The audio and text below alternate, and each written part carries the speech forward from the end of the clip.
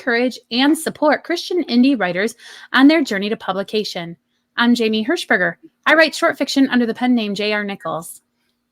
I'm Jennifer Carl Tong, and I write historical Christian romance. I'm Christina Catane, and I write in multiple genres, including Christian dystopian fiction. I'm Rhonda Hagerman, and I write fiction and nonfiction. All right. Well, Rhonda, I almost just cut you off because I was looking at all my tabs and I have closed the tab that has my notes for this week. And I kind of almost panicked, but we do have to go around the little virtual circle and do the What's Up segment of the podcast where we tune in to find out how everybody's personal life is going. So I'll go first and then quickly pop open my little notes. Just want to share with the listeners and with my fellow hosts that I've been venturing into the world of homemade cold brew coffee. I don't know why, other than I can be a geek sometimes. Like for a while I was, trying to do sourdough bread, and I just get these little projects that I start doing. So I am happy to report that it was a success. It came out very good. And it is not a difficult thing to do. So if anybody's interested, I can share the message. But it's a simple enough thing to do. And then you could have iced coffee that is delicious and not as bitter and acidic as typically brewed coffee is if you just pour it over ice. So if anybody's interested, let me know, and I'll share the link to the recipe that I used. So, all right. What's up with you, Jen?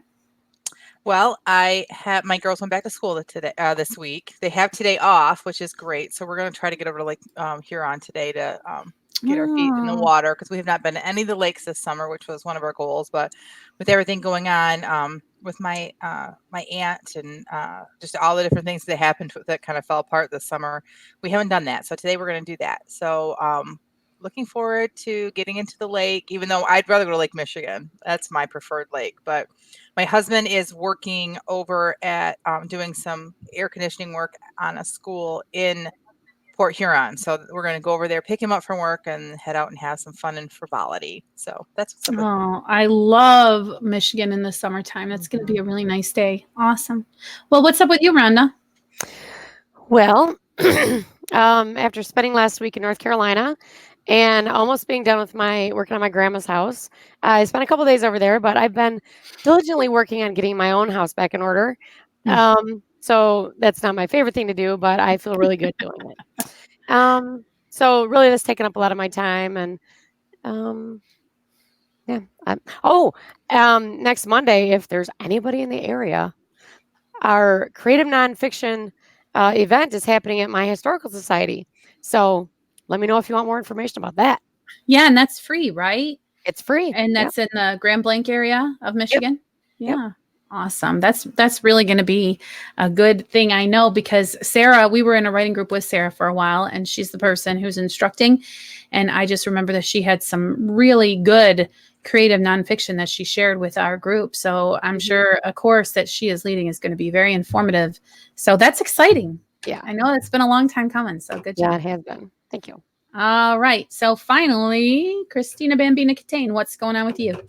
Well, I was just thinking this morning about 16 years ago this week. I was pregnant out to here. I had just been laid off. I was a medical assistant. I had just been laid off from the doctor's office, which was the plan. Like the office was closing, and they said, you want to go with the pediatrician over here, or do you want to stay here till the building closes and you'll be laid off? So I chose to stay because I knew I was going to be a stay-at-home mom anyway. So I don't know if you guys have noticed the legs walking through here, but that's my 16-year-old son. He's 15. He'll be 16 on Monday. So we are having a birthday party and all kinds of, we're going out to Tia Halita's for Mexican food and getting him presents. And I'm going to have teenage boys in my house this weekend. So. And he's your baby, right? It's my baby. I have 4 children, and the other 3 are adults and off on their own and living their life. So there's just something to be said about that last one with these milestone birthdays, right? And so yeah, in 2 years, I don't know if he might just move out and I'll have a real empty nest. Wow. What is that life going to look like? That's something to think about.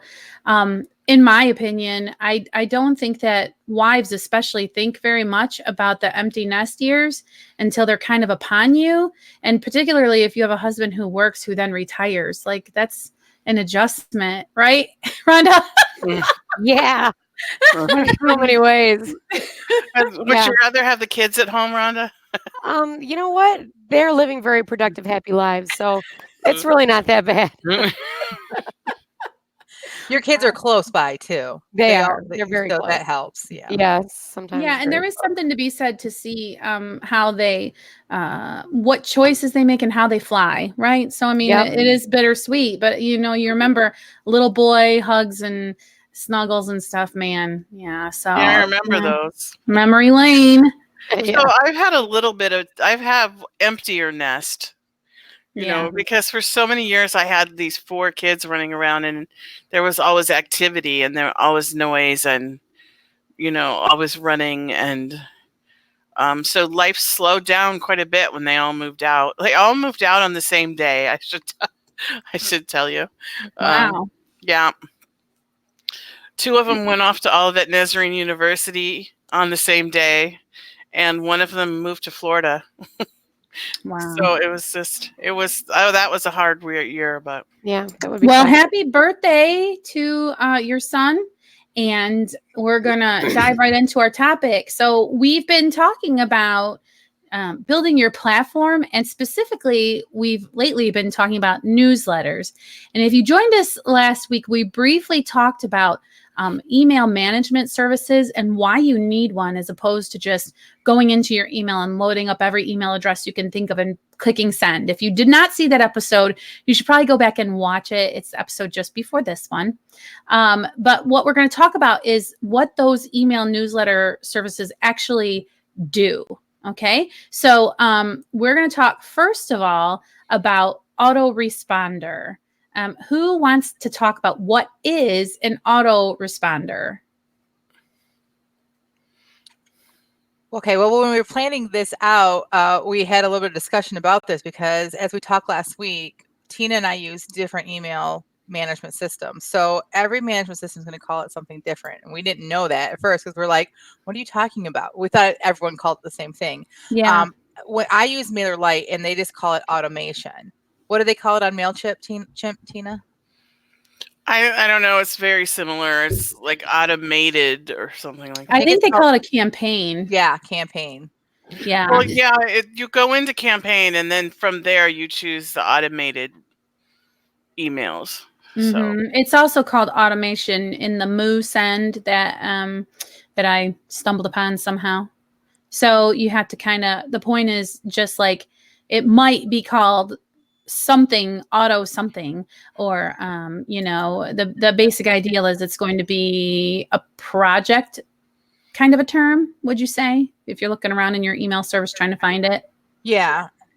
And so depending on what service you choose, which we talked about that last week, that you should choose a service so that when we do this week's episode, then you can start working in that service. But all that an automation is like just a series of emails that will distribute, first of all, your reader magnet and funnel all of your new subscribers into your normal newsletter.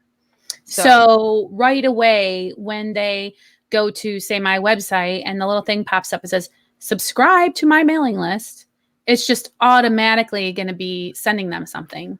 Yes. So this is another reason why you really want to go with an email management system like we talked about last week, because you don't want to have to be at your computer all the time looking to see people subscribed and then sending them out manually. The system will take care of that for you. Because, the way my personal email is set up, if you're not in my safe list, you go to my junk folder. And so who knows what would happen to people if I was trying to do it manually. Exactly. All right. Well, that sounds pretty tricky.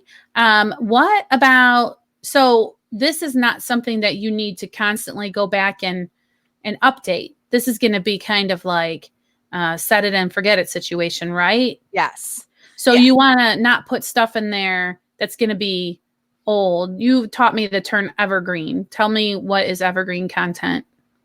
Evergreen means that you don't have to update it. It is always current. So your automation system should not talk about your latest release. It shouldn't say it shouldn't say coming soon, book 3. It should not say that, because by the time that somebody receives this a couple years later, your book 3 could possibly have been out for years. So, so you need to make it evergreen, where it talks about, and we're going to talk a little bit more about what to put in it, but don't put things that are like current right now. And you need to make sure that you're thanking your subscribers for subscribing and like that. So, but okay, all right. And then, so we have in our notes here that you generally want to keep this first auto series to just about 3 or 5 emails. So I understand. Thank you for joining my email list. Here is a link to get the freebie, whatever the reader magnet is, correct? Or would that be in a separate, like, what are those 3 to 5 emails? Yes, your first one, you need to make sure you definitely give them the reader magnet, because you don't want anyone feeling like you're scamming them, or like you are somehow like not going to deliver on what you promised. So the very first email. Now, keep in mind, we talked about this last week. Tina brought this up, that the first thing they get from you is the opt-in, meaning they'll get something from MailerLite or from MailChimp or whatever servicer that you're using that says, do you want to subscribe to this list? That's not part of your automation. You have no control over that. If you do, you get to go in and kind of like put the wordage the way you want it, but that's not something you can really change a whole lot. So your first email, because you could, like, so what it kind of is making sure that you're just not harvesting email addresses from all over town and then sending people email that they don't want. So this is basically like are you sure? Like, did you subscribe by accident? Is this someone else putting your email name in there? And so this is just the person actually accepting and agreeing to receive these emails from you as just a safety measure, like for the receiver, for the recipient. And it also protects you too, because you don't want any bots being able to subscribe to you and start trying to get into your system. It also is a protection for you as well. So it has to be I a hadn't real thought person. about that. Yeah, it has to be a real person that subscribes, and they have to say, yes, I want to subscribe to this. They click on something on your email, on your website, they put their email address in, then something gets sent to them that says, yes, I'm the one that clicked that. I'm the one that wants to be on this email address or this email list. So then the very first email has to include your reader magnet and some sort of welcome. I have learned through trial and error that it should be short and sweet, because I've had people email me saying, I never got my book. And so then I send them out again. They said, oh, we got this, but I thought it was just a welcome letter. So like short and sweet, like, thank you so much. Here's your book. And then if you want to say more, you do it after you give them the book. So I try to do short and sweet, something that shows where they click for the book, and then a little bit more underneath it, and then another place for them to click on the book, because I don't want them to think that they're not getting their book. I want it to be super obvious. I promised you a book, and here it is. So that's what the first email has to be. You have to give your reader magnet away the first email. So someone jump in and correct me if we discuss this at some future point. I know we have some notes about things that we're going to be discussing, but when we talk about click here to get your book, so we're not sending this as an attachment to an email. So you're not sending someone a EPUB file or a PDF. How are they actually getting the book? Do we have an episode coming up or another place to discuss that, or can we talk about that right now? I don't think we do have another episode where we're talking about that. Well, we did. We said it's not going to be part of our newsletter. We said we're going to in the future, but we need to quickly talk about it now. So, yeah. So sorry, go ahead. What it is a link to a page on your website. So you'll have a page on your website, and it'll send it to there, and then you download it. That's a way you could do it, I suppose, especially if it was a PDF. You could do it that way. That's not how I do it, and I would think that most authors don't. If you're giving away a book or anything lengthy at all, you want to use another service like BookFunnel or Insta. Is it Insta Freebie? Are there costs associated to using something like BookFunnel, or can you do up to however much for free, just like the email list? Yes, they do have free versions of it. I do pay for the mid list, because there's other things you get to do with that as well. I'm able to distribute my my advanced reader copies that way. And by doing the mid lister, I'm able to send, for my advanced readers, I get to send them a unique link to where if they share it with anyone else, then they don't get their book. Like it's only a one-time use. So same thing with when people sign up for my newsletter, they get a one-time use link. That way I know that people aren't just giving my book away to other people that are not agreeing to submit to them their email to my newsletter list.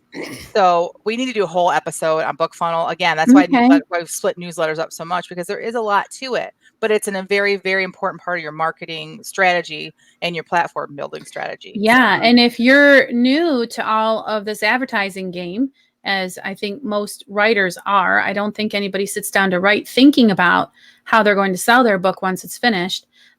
This is stuff that probably you have to listen to a few times to kind of make sure that you get it, what your steps are and what you should be doing. Right. Okay. Like me, when I heard a different question than you asked. Like you go to the website to sign up for the newsletter. And in my case, I'm not giving anybody like a whole book. I'm giving them a series of, it's a serial story. And so I have way more than 5 automations because there's 8 chapters. But a new writer who only has maybe one book published or soon to be published would probably be able to wrap up their series in about 3 emails, right? Yeah. So like for mine, I don't use BookFunnel because it's like a chapter at a time. So okay. There's actually a thing where you download it to MailChimp. And it's in your MailChimp account. And when the person clicks the link, then they download it from MailChimp. Oh, interesting. So that's how Can I ask a bonus yes or no question? No. Does anybody actually? Okay. All right. That was it. There's your answer. Yes or no? Does anybody actually mail any of their newsletters? No. Oh, like with a stamp? Yeah. Like the old-fashioned way? Wow. I don't think so. Okay. I think people are much more willing to give out an email address than a physical address. So I suppose if you had, it depended on how you were gathering your addresses. So maybe for you, Rhonda, it might make sense if you're gathering addresses at events that are, like speaking engagements about genealogy and like that, that you might want to have a mail one that you would mail out, because you might have a different audience. That's an interesting question. I don't know. It would not work for me for certain. I mean, I have 100 email subscribers around that, which is not a lot, but 52 cents a piece. Is it still 52 cents? How much is it? 55 now. Yeah. I've not mailed a letter. I can't tell you how long. I have no idea. That's so sad. I know. It really is sad. I agree. I'll be pen pals. One last thing about BookFunnel, and I know we're going to do a whole episode, but then another nice thing about BookFunnel, and the other one, which when we do the episode, we'll talk about that one as well, is that when a person subscribes to my newsletter, they can download the book and it can go to their Kindle, it can go to their Nook, it can be on their, if they have Kobo, whatever they use to read ebooks, they get that format. And if they have trouble downloading it or getting it to work, they don't have to email me. BookFunnel takes care of that. There is a support system where people reach out to them and they will help troubleshoot that because they know what they're doing and I don't. So that's another great thing about using a system like that when you're doing like a full-length book, because I don't have the time or the knowledge to help people figure out what's going wrong with the connection with their Kindle. I just don't. That's great. So. Yeah. I mean, you don't sign up to be a text expert tech expert when you start doing this reading. Has anybody been keeping an eye on the chat? I just wonder if there's been any chatter in there that we're ignoring. No. Okay, nope, great. Nope. So we said your first email, thank you. Make sure it's very clear how they get their freebie.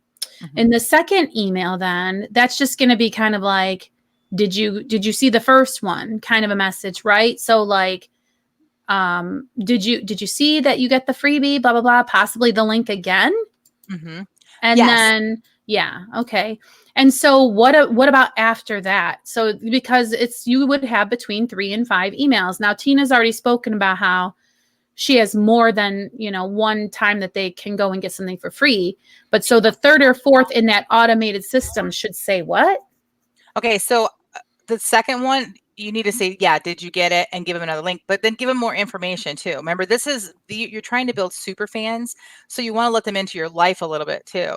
You can talk about your writing process. You can talk about how you research this book, whatever, but be a little bit more personal with that. So then you asked about the 3rd through 5th emails you said. Can we talk about how to release them too, like time-wise? Yeah. I mean, that's why we're here. So we totally want to know all the deets. So for me, and Tina can talk to hers differently because she's got a lot more of them in her sequence because she has a serial that she gives them. But for me, after the second email comes out a few days after the first email, then the third email comes out a few days after the second email. Like you split them up, not weeks or not even a week. You do a few days later because they're going to get my other newsletter every week or every other week. So you want to have it like closer.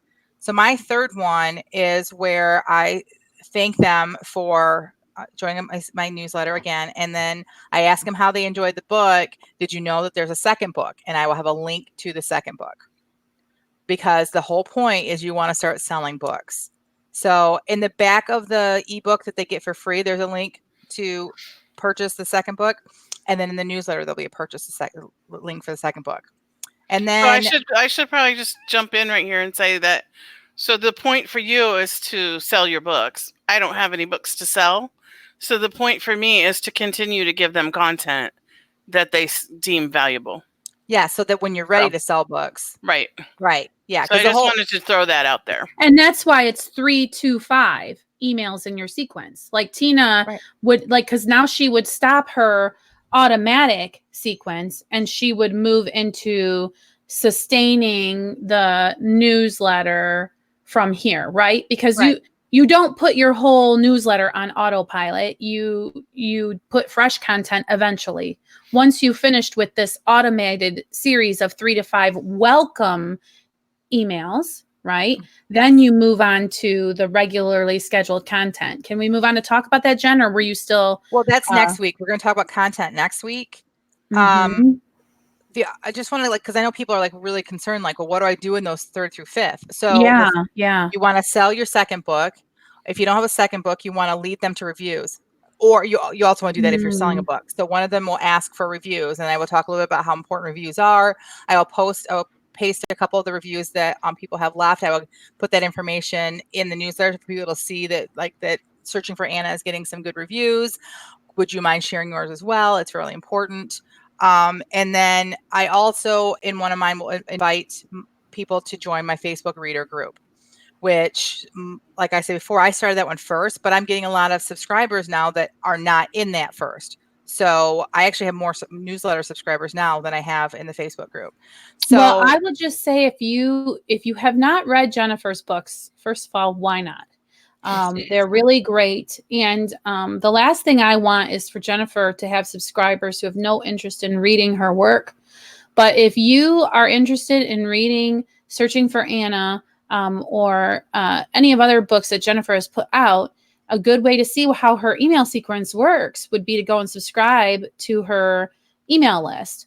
And then, maybe she could take you off if you want to send her a private message or a tweet or something, because you can just unsubscribe yourself. Yeah, you could just unsubscribe. And then that way you can see how hers works in real time. So you'll get her welcome. You'll see how she encourages the reader to check out what else she's written. And it would give you a little bit of an idea of how the process actually looks from the point of view of the subscriber. And is there a way, Jennifer, to set up your automated whatever and then have, your Aunt Sue or your cousin Leslie sign up and see how the sequence works for them before you go ballistic and add, all the people who say that they want to get your email? Yeah, my husband was one of my first subscribers. I think you ladies were one of my first subscribers. My other email address was one of my first subscribers. So you can also send test emails of any of these emails just to see how they're going to look actually in. But I will tell you, when you send a test email, if you've included a way to put the person's hello, Jamie, it won't show anything there. So don't freak out if it sends it to your as a test email. It's not going to show any of the personalization.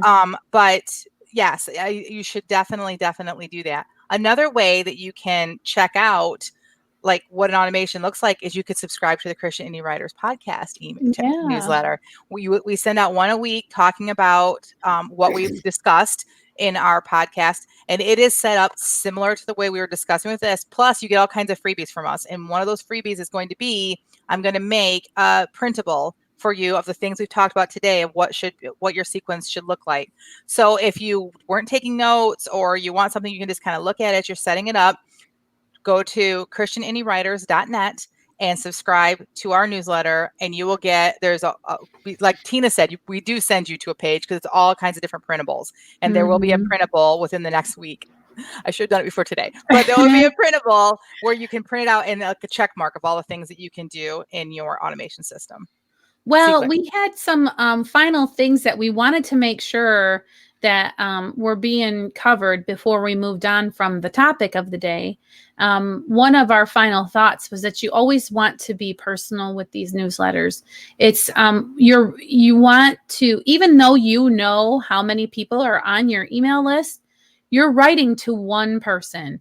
Like Jennifer said, you can customize your emails to say, Dear Jamie, which Jennifers do. They come to me and they say, Dear Jamie, how have you been enjoying my books? Kind of a thing. And so the content that you write is not like, you guys are never going to believe. No, it's one person because you're trying to give that personal touch. What other final thoughts do we have for our audience, ladies? Well, I would just like to say that I'll put together a list too, and maybe Jen can just include it in with what she's doing of ideas if you don't have a book to sell. That's a great thing. It's very different if you have a book to sell versus if you don't have a book to sell yet. Well, and are we going to talk about that the next episode that we do about the newsletters? Is that going to be part of our content episode? The content episode will be on what do you write about after the sequence. I see. Gotcha. All right. So watch tutorial videos, because we've talked about that you need to choose your own management system, MailerLite, MailChimp, Aweber. There's a whole bunch of them out there, the Moosend, and every single one of them have tutorials that you can watch. Go to YouTube and search for them. If you're trying out a mail service and you can't find any videos, then that might be a red flag that maybe you shouldn't use that mail service. But all of them offer free beginnings. Like, I'm not paying for MailerLite yet. I have to get up to 1,000 subscribers, and then I'm going to have to start thinking about it. Well, at that point, I should be selling some books enough to be able to afford to pay their introductory price. So make sure you watch the YouTube videos because they are great and they really show you how to set things up and how to do them. Yeah, because none of us are experts even on the platforms that we are using, so we're not able to really give you that kind of support. But there are people out there who are, bless them, freely share information. Rhonda, do you have any questions? Like, we know that you're being very quiet only because this is something you wanted to learn about. But as you've been listening, are there things that questions that you have about what we're doing? Well, not really. Okay, the only question I have right now, the newsletter for the museum. Right now, the people who want it by email, we have an email with everybody's email address on it.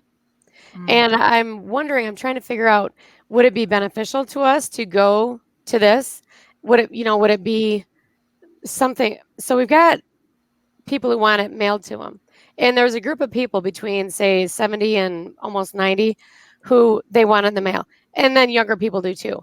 But these older people, they don't have computers or they're not interested in learning about it. So my question for you is is this the kind of thing where people often reply all, hey, Sally, come and bring meatballs to the Christmas party? Or is this just like information coming from the society to a group of people who just are receiving the information? You understand what I'm saying?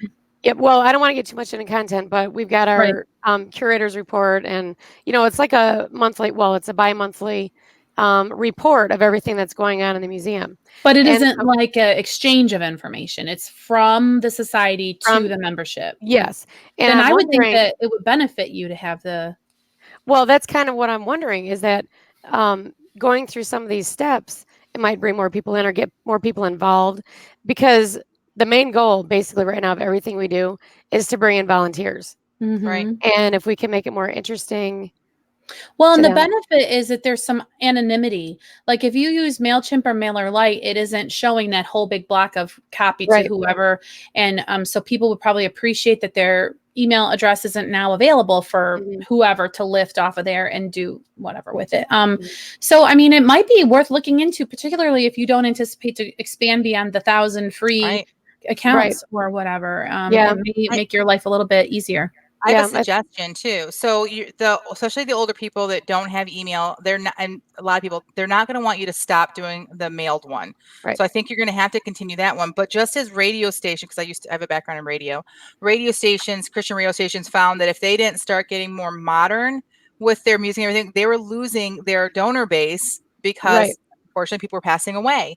So eventually you guys are going to face something where everybody that you're mailing newsletters to are going to pass away, and then you're not going to have something to replace it. So my suggestion would be continue to do the mailing, the mail one that goes out. How often does that go out? Every other month. Every other month. Mhm. But then provide weekly or bi-weekly, something more often on the newsletter and more content that they're not getting through the mailed one. So those that, because there are quite a few people, you'd be surprised, that actually have email that you would never, like older people that you'd never dream, or they're on Facebook or whatever, and then offer them more so they want to transition over to the email. And I think you guys, if you can get most of them over there, you're going to save a ton of money if you're not having to mail those out every Right. other month. Yeah, So because we mail about 450 out a month, yeah, not and counting the email. and you're going to get a younger audience too, and that's what you need. You need to get some younger people involved in the great stuff you're doing at that museum. So Okay, well, we have one more final thought before we transition away from the topic today, and that's, even though your content is supposed to be evergreen, Jen, why can't we just do this one time and never think about it again? Tell us why. I'm actually nervous about this one because you'll see when we get to the accountability corner Okay. what I said I was going to do by this week. Anyway, you can't just do it and leave it. And the reason why they're picking on me is because I went just recently to my automation and realized that I was saying, because like Tina said, I did not have a book out when I first started my newsletter, and now I have 2 out. And I had not changed that in there. I didn't have a buy link for Esther. So people were like, getting my first book, and then they were never, even though it's in the back of Searching for Anna, if people hadn't gotten to the point where they could read it yet, I wanted them to be able to see that, oh, you can buy the next book now, because people like to binge. Then Yeah. if they bought the second book, then they might be ready to read both of them together. And I hadn't done that. And so I have to go in and fix that. So you can't just set it and forget it. You have to keep going back and looking and making sure that it is the most updated that it can be. You may decide to change your reader magnet, which I'm going to do when book 3 comes out, and we'll talk about that in a future episode. But yeah, so lots of reasons why. So don't just set it and forget it. You got to go back and check it every so often. All right. So we're going to have yet another episode about newsletters. Now, next week happens to be the 1-year anniversary of our first ever broadcast. And the ladies and I are talking about maybe doing something a little different or special for August 30th. But when we return, if it isn't on August 30th, it'll be the next episode. We're going to talk more about newsletters. Believe it or not, we need, another episode, because we still have to talk about the content of the newsletters once we're finished with this initial subscriber welcome automation. Then we're going to talk about how frequently should you send newsletters, and the biggest question, how do you find those subscribers? So you're going to want to stay tuned to the Christian Indie Writers podcast so that you can get the scoop on those topics. Okay. So we're going to transition to the feeding of the backs, which is what is that? Well, we make a joke because everybody gets feedback on their writing, and then, is your back well fed? Har, har, har. Okay. So what we do is we sprint for 15 minutes. That has nothing to do with running. Thankfully, it is typing. We get 5 words and 15 minutes to cobble together something that we hope will make sense when the timer is done. So only positive feedback here, because these are fresh pieces that we haven't had any chance to critique. And I always like making Jennifer go first. And so I shall. And she can tell us what 5 words we sprinted with today, Jen. I should have been ready for this. I knew you would. I should have known you were going to do this, but okay. So the 5 words we had today were fireplace, weakness, sale, zone, and funny. And I'm actually really glad that I get to go first, because this is not a complete story. I'm not even sure that I even enjoy this story. And I just want to point out that everyone but me asked for extra minutes. Just saying, I didn't. But the only reason I didn't is because I was nowhere near being the finish of anything that was like coherent or story structure at all. So, okay. Fireplace, weakness, sale, zone, funny. Deanna sank into the chair next to the fireplace and sighed. It had been a long day, and she was happy to see it at an end. Everyone else she knew was spending Labor Day on the lake or by a pool somewhere. Not her. She had to spend it shopping with her sister. The thrill of the sale had always been a weakness of Lindsay's, Deanna's sister. Deanna used to find it funny the way her sister lit up when the ads came across the television. Don't miss out on this once-in-a-lifetime opportunity. Or, hurry up for our home sale. You won't find towels this price for another year. Deanna giggled every time she thought of her sister's linen closet, shoved full of towels and sheets that she would never use, bought in only because she couldn't resist a good deal. But the humor left when Lindsay began forcing Deanna to shop with her. Come on, Dean. Mark won't go with me anymore. Deanna doubted Lindsay even asked Mark anymore, preferring her as her camel to pile treasures on as she walked through JCPenney over her husband, who might frown on how much money she was spending. Today had been an especially gruesome shopping experience. When they arrived at the mall, a minute after opening, they discovered that one of Lindsay's favorite home decor stores was having a going out of business sale. Dun, dun, dun. It was one thing to be threatened with prices that you won't see for another year. Quite another to be told those prices and items would never be sold again. Lindsay was a beast, a shopping maniac. She was totally in the zone, quickly scanning orange label tags, comparing sizes, shapes, and colors, and throwing items into a cart. Who knew stores in the mall had shopping carts? There you are, Deanna said as she rounded a table stacked high of outdoor pillows. I've been looking everywhere for you. Deanna slightly cursed the haphazardly piled pillows for not disguising her as well as she had hoped. Just thought I would cozy up next to the fire, she said, thumbing in the direction of the false fireplace situated between the two clearanced out club chairs. Lindsay plopped down in the opposite chair. I think I have a problem. The first step is admitting it, Deanna said, eyeing the overflowing shopping cart Lindsay had dragged into her hidden cove of shopping solitude. Lindsay nodded. I like these chairs. They'd be cute in my bedroom. 3, 2, 1.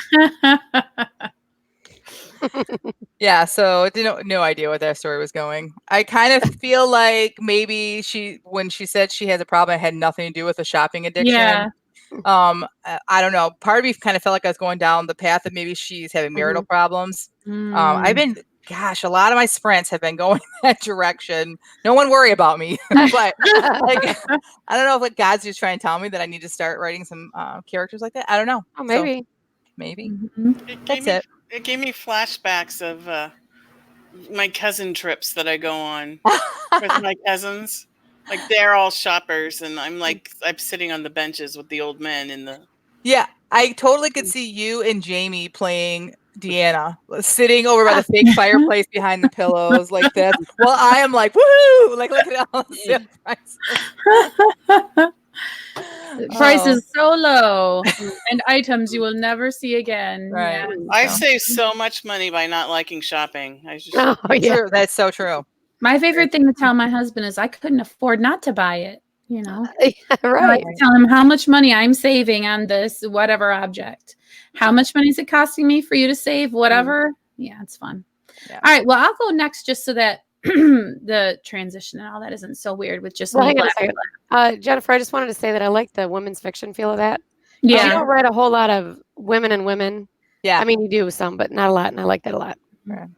Yeah. I think that when I end up doing my married series, like I've talked before, like I want to do some romance books about married life, that it'll probably feel more like women's fiction because there will be, I think, more connection between women. So go ahead, Jamie. Yeah, they have a good relationship.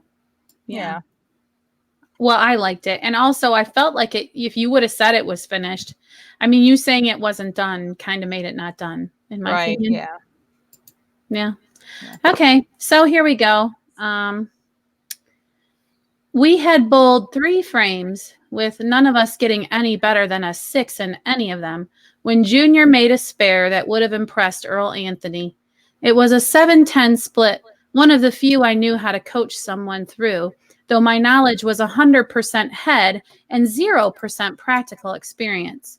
I confess I was excited as Junior when he made his spare, as though I had personally done it, instead of giving him my little lesson and heaping a bunch of "you can do it's" upon him. In the course of his celebratory fist pump, his arm came down on the ball return. "Ow! I hit my funny zone," he cried, jumping up and down, rubbing his forearm. "It's funny bone," his older sister corrected, rolling her eyes. "He said funny zone," Big Brother said, followed by a gape-mouthed guffaw, which treated the entire room to a view of his half-chewed soft pretzel. My stomach lurched at the sight of the spittle-slicked wad of dough, and I felt my brows come together. "Jeremy, knock it off," I said. "What? She started it." His mouth was blissfully closed, his teeth rather clenched together as he said this last bit, but he flung his hand in the direction of his sister, which sent a heretofore flapping piece of the remainder of his soft pretzel sailing through the atmosphere. It plunked down on the slick part of the lane next to ours. All horseplay stopped immediately, and our 4 pairs of eyes locked with each other's in turn. The only one who did not seem the least bit concerned that we would have trouble was Junior, who stood with his hands on his hips, giving his siblings a "that will teach you to make fun of me" look. I was unsure what to do. The bowlers next to us were still unloading balls and putting on shoes, and as far as I could tell, none of them had even glanced at the lanes. "Jeremy, run up to the counter and tell him what happened," I said, wondering if this would get us thrown out. "No way, Mom, please." Jeremy was the world's biggest cut-up when it was only himself and his sisters and perhaps myself around to witness his antics.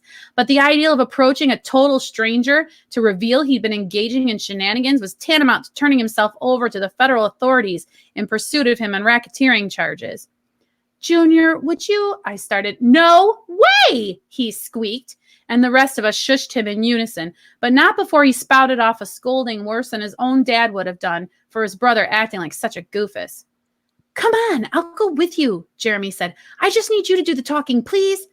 "Hey, what's that?" An elderly woman had apparently spotted the finger of pretzel, and now 4 old people were making adjustments to the placement of their glasses, as though each was zooming in a pair of binoculars in order to see the object more clearly. I opened my mouth to speak, but before I could, Junior had crossed to the lady who had spoken, and in the charming way that only he can do, explained to her that we were very sorry, and that he was on his way over to tell the management what happened. Oh, what a good boy. Yeah, I had to have the extra time because I had Junior. So I had to finish that out. That's such a great story. I love that story. It grossed me out. Yeah. That story was a bit too graphic. Well, there's a little teeny weeny boy with his little arms who comes and squeezes you and hugs you and kisses you. And then there's this weird middle child time when they're just like gross and like it's all flatulence jokes and, poop is funny and all this weird that they are. Right. And then I don't even know if that ever stops till they're like married and have their own kid. I was going to say dead in the coffin. Right. Yeah. And it's so funny because my son is, he totally is the kid. I could totally picture him with his little hands on his hips. Like, that's what you all get. Like, you're all laughing at me. This was fun to kind of write that. So, all right. So, how about Bambina? You can go next. I know you prefer not to be last. So, okay. The glow from the fireplace cast the room in an orange haze, and its heat warmed Petra's frozen limbs. He sat in his place at the table while his father recited the Sabbath prayers. His brother Donovan sat directly across from him, and the chair at the end of the table, opposite his father, sat empty, but with a place made before it. Petra's mom had died when he was still an infant, yet his dad still set a place for her, as if she may come back one day. Sometimes he wished he had the nerve to throw those dishes into a corner and yell at the old man, "She's not coming back. I'm sorry it's me here instead of her." But he knew he would never do it. Not that it would change anything anyway. She was gone because of him, and his father would never forget it. Petra thought about the calf he'd reunited with his mother earlier that night. The grief of the little creature as she cried out for her mother had struck something deep inside of Petra's soul. He had tried to comfort the poor thing, but it was her mother she wanted, and nothing else would soothe that ache. He'd wanted to tell her he understood. He felt it too. Funny how small things could bring up such emotion. Emotion he tried so hard to keep safe inside his mind, behind a closed and locked door, so he wouldn't have to think about it. Emotion was weakness, and a sure way to bring that look to his father's face. The look that said, "You're a disappointment, because of you, my heart is broken." At least he was able to give the calf back to her mother, even if he couldn't have his own. "Amen," Petra said, along with his father and brother. The others bent over their plates, heads down, forks busy. He wanted to say something to break the thick silence with some light banter, but he knew it would go over. He knew how it would go over, so he stayed silent and invisible, as he'd learned to be long ago. Oh, that was really Oh my good. gosh. That's Yeah. Wow. I'm so glad that you've decided to continue writing in your book. Me too. Yeah. Wonderful. So does this go in the book, or is this for you personally to learn more about him? well, it's somebody asked me about reactive attachment disorder yesterday, and I was watching this. I had referred them to this video, and I just wanted to remind myself what was all in it before I sent it to them. And so this guy was talking about how the wound that is caused by losing your mother in the first year or two of your life is akin to being abandoned by God, because the mother is like a substitute for God in an infant's life. Well, it's interesting because maybe we should just talk more off camera about this, but it was really interesting how we've been talking to you about writing more of what your characters are feeling. And I wonder if you have a similar sort of I don't show emotion for some, reason that you have of your own. And so maybe that's why you don't care to write it for your characters. Do you know what I mean? You don't want to let us in to see any of that for some reason. Yeah, well, I wanted to explore this whole idea with Petra because I started to realize that Petra has this wound too, just like Angelica does. But his is just a little different. And I did realize that a lot of this emotion that they're feeling is it brings up my own. And it makes it really draining to write it. And it's really hard to explain it, but I get it, because then you're feeling vulnerable. Right. And vulnerability is something that is not easy for me. And I know a lot of times when we're doing our critiques, you guys are say, well, I know I don't want you to be upset, because I think that you pick up on the idea or the fact that any kind of rejection or criticism is hard for me.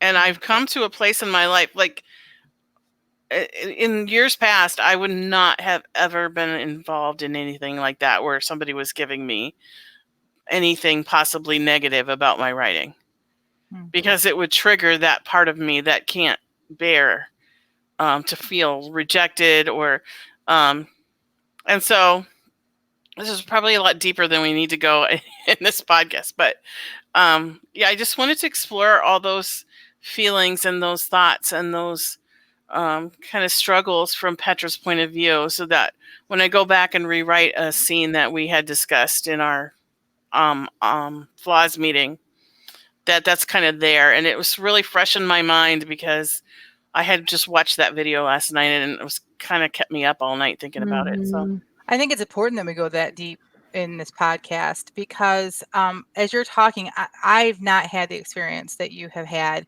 but I know that people have said to me, my husband included, so do you have any characters based on me, or do you have any characters based on real people? And maybe a little, but most of the characters are based on me. Parts of me, even the evil characters. Do you know what I'm saying? I think that as writers, especially the evil characters. Yeah. I was going to say, yeah. But I think that as a creative writers, that we pull out parts of ourselves and expose them. And I know that most people, when they read it, they don't know which parts of the book are us and which parts aren't. And I understand that, but we do. And it's a very exposing kind of a thing that an author does. So I think that everyone watching this is going to be able to relate to you, Tina, whether or not they've had your experiences. They'll at least be able to understand like how that feels to like, it's very raw. Even something that's like to get feedback is raw every step of the way. And then to put your book out there and total strangers reading it is raw, and it's a scary thing. And so that's what we're here for. We're here to support each other. And I'm really glad that you shared that. I appreciate that. I'm glad too. And I'm glad that you are making these connections and hopefully making decisions to be a little more vulnerable in your art, because art is the human experience. And when art connects with someone, it's because it's real. And obviously you have a story that no one else can tell, because you understand things in a way that people who didn't experience it would not. Although the authenticity of the experience, as chronicled by someone who lived it, is going to really feel authentic and real to the reader.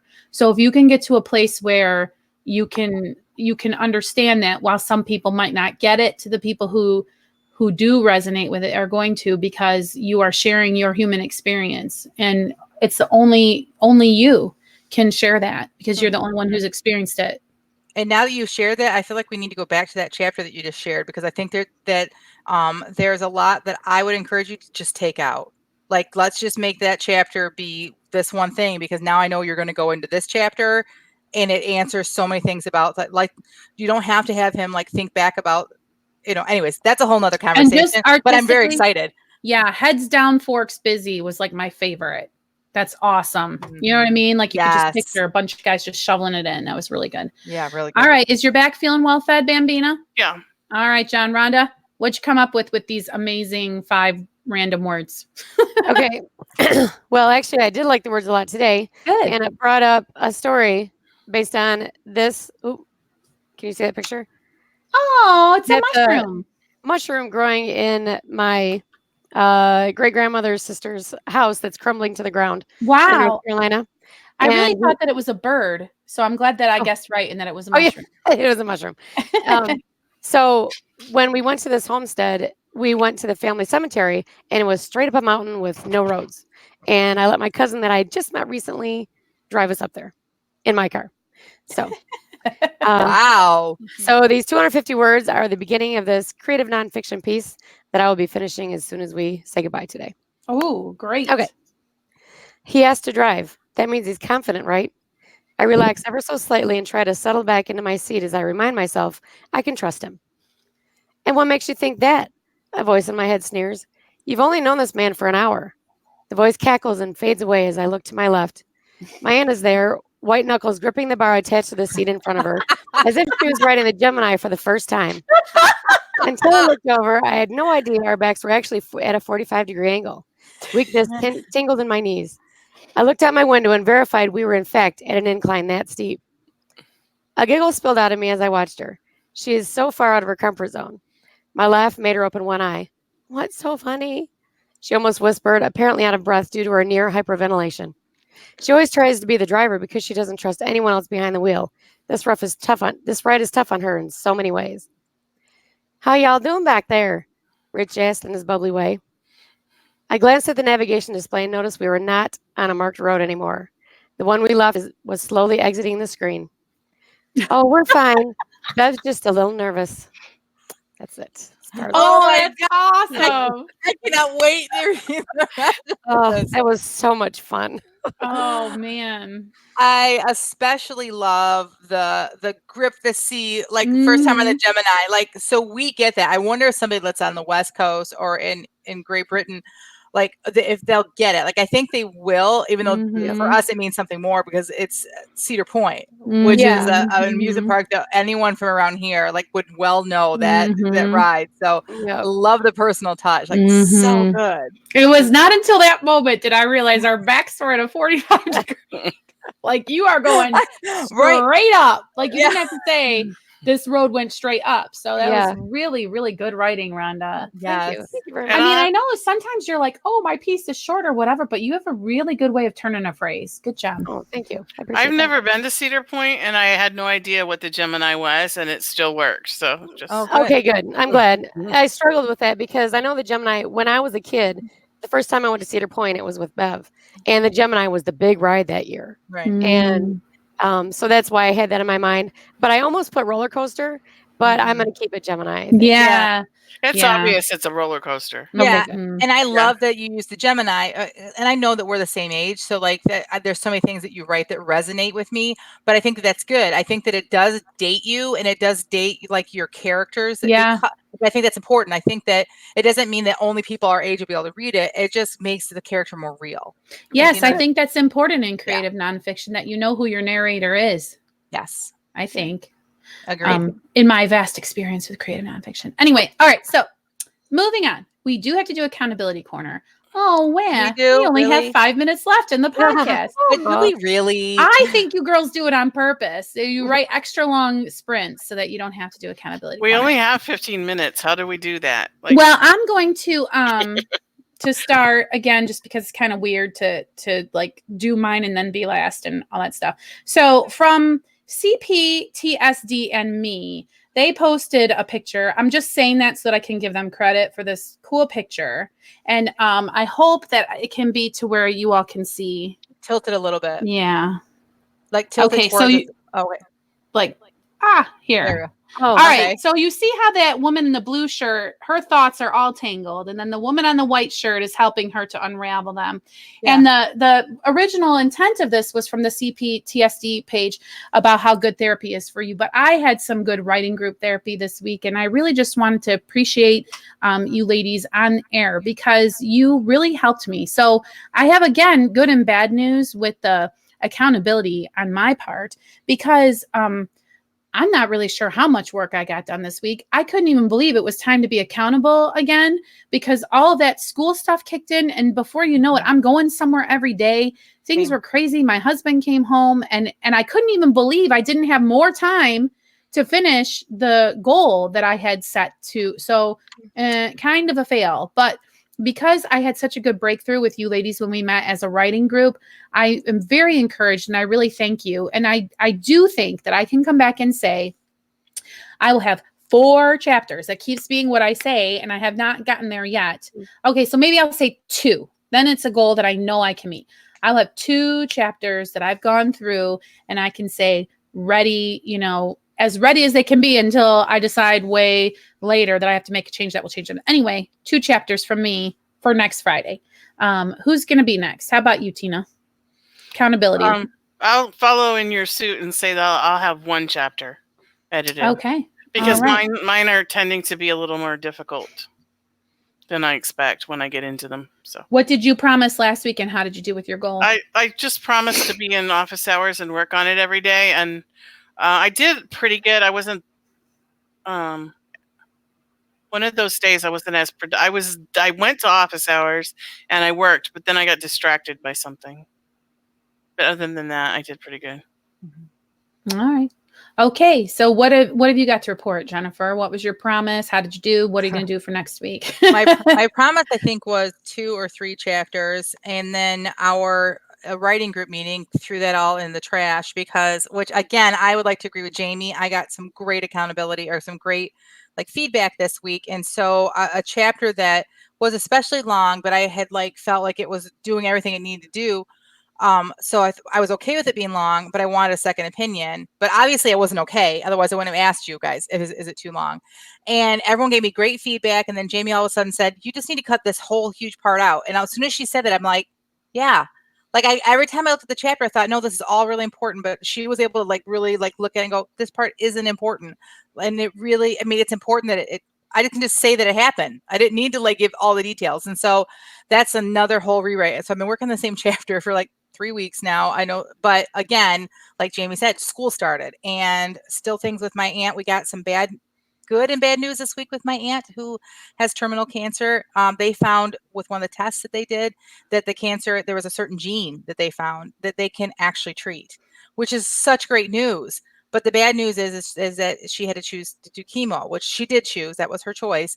But then that's a whole nother turning your life upside down. Treatments that are going to be often, and there's things that go along with that. And so I'm not really sure what that looks like for me, other than, the other thing I didn't do was I was supposed to go in and fix my sequence. And I did not. And I didn't realize it till this morning. And we logged in and I opened up the outline. I'm like, oh, that's what we're talking about today. But is it just me or was it just Friday? Like you blinked. I know. But that's why we have accountability, right? That's why we do this, because if we didn't do this, it'd be a month and we'd be like, wow, it was just a month, right? So I will have my sequence done by next week. I will have typed out everything, like I said I was going to add as a freebie for our listeners that subscribe. And I'm going to get that chapter done. I'm not going to say anything beyond that chapter because this chapter is very important for the book. I'm going to get that chapter polished up to where I can move on. Well, and I just would like to encourage anybody who's in the editing process. I mean, you know, Jennifer's book really is about the two characters kind of, I feel like the story happens after a train ride, if that makes sense to you, Jennifer. And I just kind of figure like, how much do you really need before that train ride? And that was kind of how I made that decision. So it's like, what is this story? This story is all that stuff that happens. You know what I mean? Right. So if you can just say, you know, do you really need to know? Right? Is this really the story? You know, and when you write historical fiction, you do a ton of research. That's another thing too, is like I ended up choosing to cut out some really great history that I had researched and was super excited about sharing, but does it affect the story? That's the ultimate thing. And if I can find a way of working it in later, great. If not, it's about the story. So if not, we can talk about that in next week's podcast of newsletter content. Yes. Yes. All right. So what about you, Rhonda? Now, I remember you had said that you were going to sign up for a MailerLite, MailChimp, Moose. And did you pick one? Did you end up doing that? You know what? I forgot to write that on my list of things to do. Oh, I did not. I didn't. I forgot all about that. Add that to your list. For I next will. week. I will. Make sure you write it down this time. Yep. I'm going to write it down too, Rhonda, so that I can like ask you. Okay. Like on a daily basis or whatever. Even in office hours, we can do it together on the video. Yeah. Yeah, that's a good idea. Okay. Okay. Maybe I'll wait for that. What would you like to report as far as activity for this week, Rhonda? Okay. So what I said I was going to do last week is look at my nonfiction and see how close it was to. That's right. Getting it done. And so I'm happy to report that it's in much better shape than I was. I'd made a huge mess in my head, and it's in much better shape. So yeah. So I would like to. Well, I'm going to say that maybe by next Friday I will be able to have it published. Because right now in my mind, I sort of have that. Okay, you remember in Indiana Jones with that big ball following him and he was running ahead of it? Well, I feel like I've got that big ball of energy behind me, pushing me forward in a good way. Because I'm excited to get back to all of this stuff. And I feel like I got some good stuff done last week and no reason I can't continue next week. Awesome. That's exciting because I would like to get a gander at this this piece that you've done, this nonfiction work. And so I'm sure that our audience would also like to see it. All right. I think I got everybody. Looking at all your cute little accountable faces. All right. And if you want to share your goals for the week with us, we'd love to hear them. Check us out on social media. Also remember to like and subscribe to the podcast here. And I guess I'll sign off unless anyone has anything to add. All right. That's it. So this concludes this episode of the Christian Indie Writers Podcast. So until next week, may your pen be prolific, may your deadlines be met, and may all of your words honor Christ. Bye now.